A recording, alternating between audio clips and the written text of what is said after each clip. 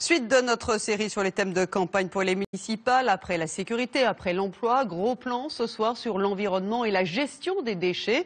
Nous payons tous une taxe sur la collecte des ordures ménagères. Généralement, la somme prélevée est calculée selon le nombre de personnes dans le foyer.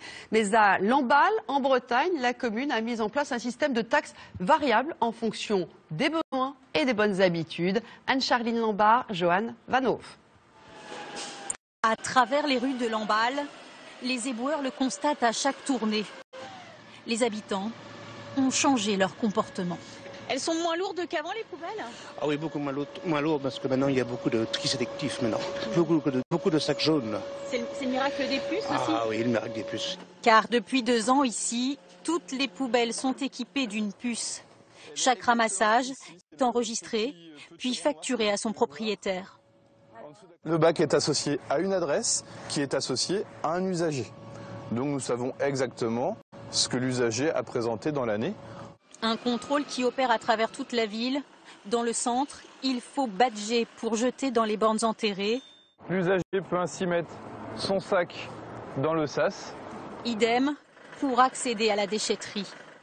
La ville et son agglomération ont mis en place une taxe variable sur les ordures. Les habitants ont droit à 8 passages à la déchetterie par an et 12 ramassages de poubelles, soit 1 par mois. Au-delà, ils doivent payer un supplément qui a parfois du mal à passer. C'est pas tenable. Stocker des poubelles pendant un mois à la maison, c'est relativement difficile. Hein.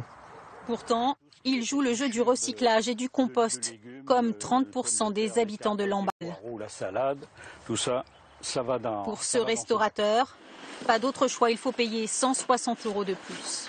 Une levée par mois, ça poserait problème. On va pas dire le mot colère, mais c'est toujours ce problème de surtaxe. C'est compliqué, quoi. Ça passe mal?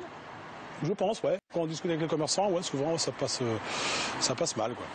Le sujet est sensible, un bon angle d'attaque pour l'opposition qui réfute toute baisse de taxes pour les administrés.